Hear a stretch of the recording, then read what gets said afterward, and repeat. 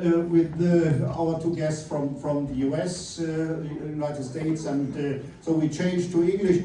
Well, I beg your pardon because we are all the time speaking German, but now we speak English, and you have the scene is yours. So please start with your presentation, Mr. Davenport and Mr. Haskins. Thank you. Good morning. My name is Paul Davenport. My background is in firefighting, paramedic, emergency nursing. I was also a flight paramedic and a helicopter and a flight nurse. I've been in healthcare leadership for about 22 years. We're going to talk to you today about our journey for 12 years, building a health system command center that helps move patients through our entire system. And I'm joined with Dr. Paul Haskins, who's a board member at our Level 1 Trauma Center in Roanoke. It's an 800-bed facility. Paul's an emergency physician for more than 20 years. And he's also the medical director of the Operations Command Center and virtual care. Good morning. I'd like to tell you a little bit about our hospital. We are an 8-bed hospital system with 6 acute care hospitals with emergency departments, 1 pediatric emergency hospital, and 1 mental health hospital. We cover about 200 by 200 square miles in the southern and western parts of the state of Virginia. We see about 1 million plus outpatient visits per year. We cover 273 facilities and have 80 plus specialties. We have a hospital-owned ambulance and helicopter system, and our net revenues are about $109 billion per year. So Paul's told you a little bit about our figures. If we can make this video work, we'll tell you a little bit about our DNA and why our health system has demanded us to be curious, to solve problems. And the problems that we have are very similar to the problems you have.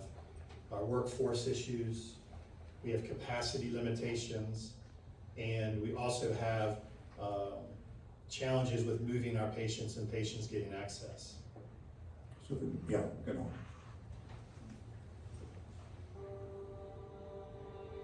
Remember what it was like to be curious?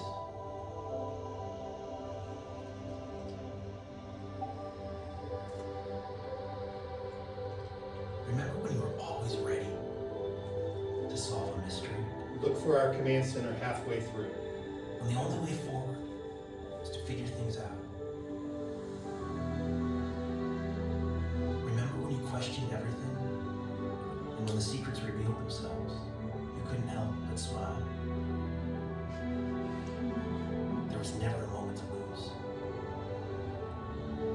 You chased after mysteries that your life depended on. There were no limitations to your imagination. Anything was possible. We remember. At Carilion Clinic, we know that being curious is the only way forward. So we still question everything. When something isn't working, we figure it out. Sometimes there isn't a moment to lose. So we don't waste a second. We remember that solving problems doesn't just take formulas, it takes imagination. There are still mysteries to be uncovered, because sometimes life does depend on it. And sometimes what seems impossible can actually become possible. We're still solving the mysteries, because at Carilion Clinic, curiosity is our calling.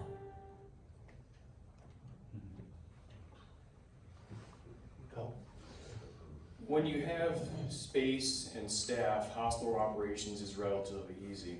It's when you don't have staff or space is when you start to have to redefine how you manage those patients in the hospital. Back in 2003, we partnered with TeleTracking to improve our bed management through a technological solution. And through the past 20 years, we've had 3 different operation command centers. We've begun to change how we manage patients from the time they come into the hospital to the time they're discharged from the hospital. And by knowing where every patient is, every situation, all day long, we can decrease the limitations of the hospital system and decrease our space constrictions and improve our patient throughput.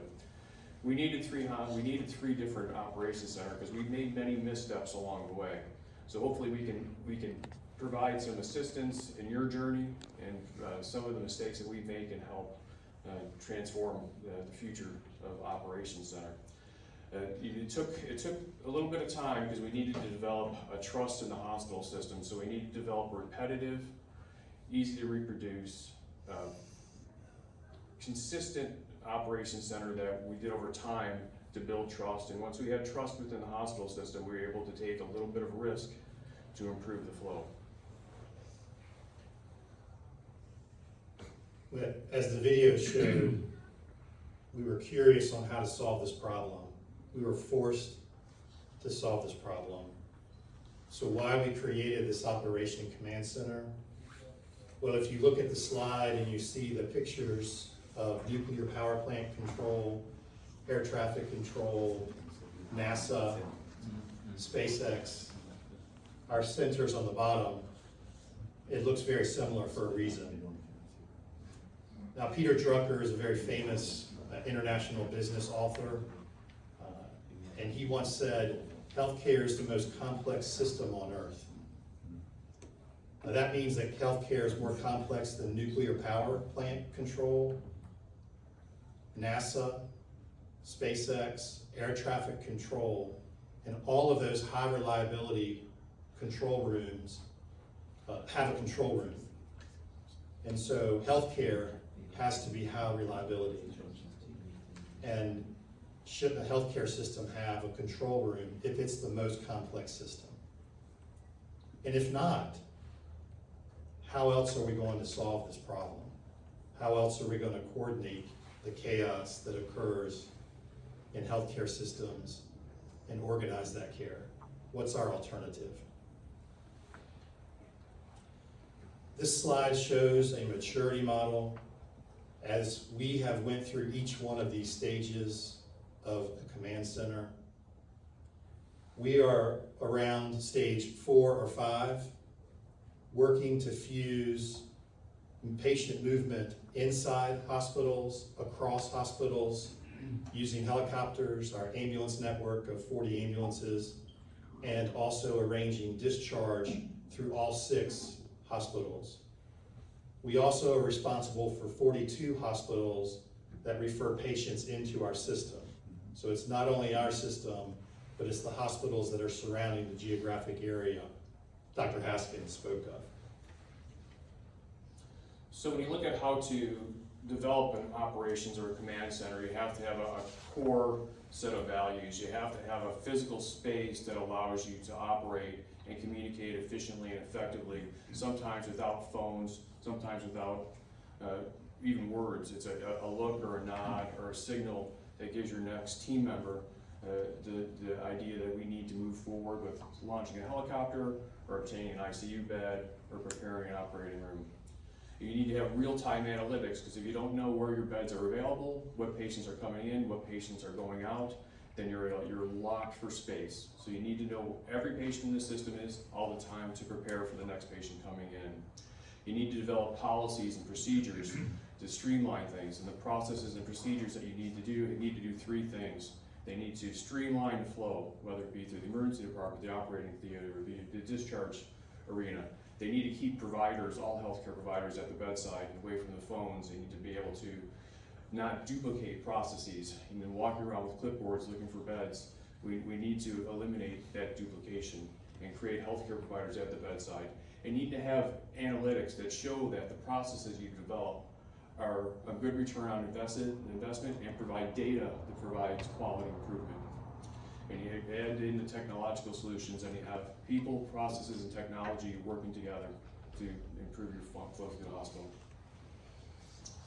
And without data, you can't have outcomes. And without outcomes, it's tough to drive return on investment and financial incentives. So we decided that we were going to keep track of all the data throughout the hospital. And so in our 6 hospital systems, not only were we able to improve the transfers into our tertiary or main hospital, but we're able to load balance throughout the other hospitals in the systems. So we're able to use all 6 acute hospitals effectively by increasing transfers to those hospitals when they had resources, and we knew the resources that they had and the beds that they had available immediately. We didn't have to make a phone call, we managed all the beds. And so we put the patient in the bed. We didn't need to have the restrictions or the constraints that go along with other hospital systems. We were able to decrease our ICU length of stay by almost half a day. So in sepsis management, half a day, it can be an eternity when you're managing sepsis and other acute medical crises. So we were able to produce that data and publish that data. Also, we have tremendous waits in our emergency department waiting for beds within the hospital system. And by using real-time analytics and teletracking data, we were able to shave off about 30 minutes of idle bed time on every admissions. So if we have 1,800 admissions per month, we'd save 54,000 minutes per month by not changing anything, but using the people, the process, and the technology to improve flow, not working harder, not changing anything. We're partnered with Virginia Tech. We're an academic medical center as well and system. And we have done research with Virginia Tech's Graduate College of Engineering, the Industrial Systems and Engineering Department. The science behind our center is called Distributive Situational Awareness. This is one book of many of that science that talks about how do you create control rooms and what kind of positioning do you need. This is a hive mindset. It has a lot of screens, as you see in our pictures, but you also have people interconnected talking to each other. So it's a mixture of people, processes, and technology all mixing together. Technology like TeleTracking gives us system view of beds. We don't call to see if a bed is empty or ready. None of that occurs, and we have been able to shave off quite a bit of time and move our providers back to the bedside where they want to be. We've studied this and published this, and when you see it in action, it's pretty amazing that the team is working together. So it's not one element, but it's all of those elements moving together. We think it's important to share and publish what we do. These are just a handful of our publications that talk about our outcomes. It also talks about our research, and it also talks about the benefit of having a system operations center that allows you to see flow visually using technology solutions. Thank you. Thank you.